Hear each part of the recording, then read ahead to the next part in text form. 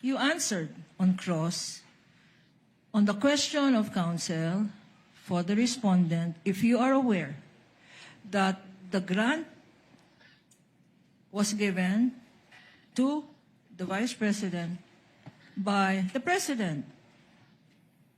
Yes po. And you answered yes. Yes po. Okay.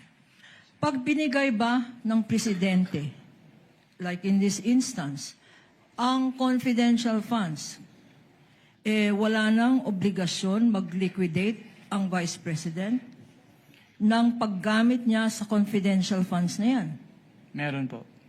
Meron po pa siyang rin obligation to liquidate. obligasyon. Pag-grant ba ng Office of the President, exempted na ang Vice President na mag-submit ng Your mga Honors, dokumento. Your Honors, Counsel for Respondent. that is leading.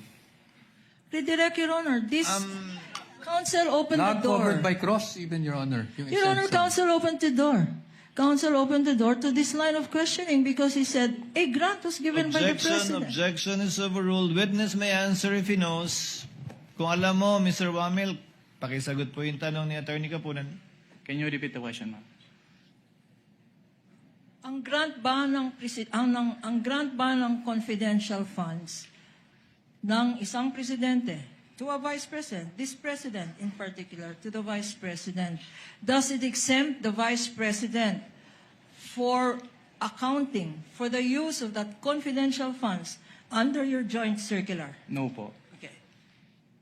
So, kailangan pa rin, sinasabi mo, na compliant. Mag-comply. Yes, po. Opo, kailangan Hindi pa rin. lang ang Office of the President.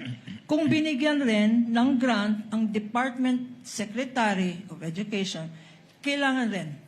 Yes, ma'am. Bakit? Ano ba ang nature ng pondo na yan? Pera ba yan ng Presidente? Since ang confidential fund po ay public fund, so kailangan pong ma-properly account. So kailangan nilang i-liquidate properly and completely yung kanilang cash advances from the confidential fund. So, ang sinasabi mo, at nasa rationality ng joint circular. Section 1, public funds, public accountability, public officer. Tama?